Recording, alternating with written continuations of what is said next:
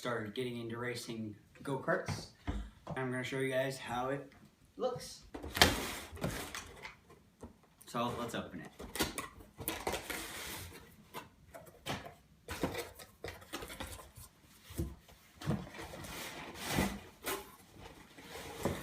So when you first open it, you can tell that it has a really nice cover on it. It's like a very nice silk bag.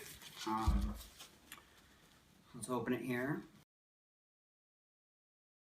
This is what the helmet looks like. So you got these things up top here, which are bolt-ins. You also got a little air intake right here, and a nice, really nice visor with a little decal right here.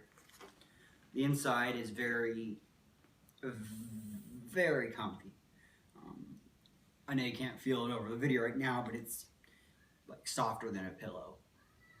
You got yourself, you know, the instructions and whatnot. That's the helmet, and hope you guys enjoyed my show. Until next time, thanks for watching.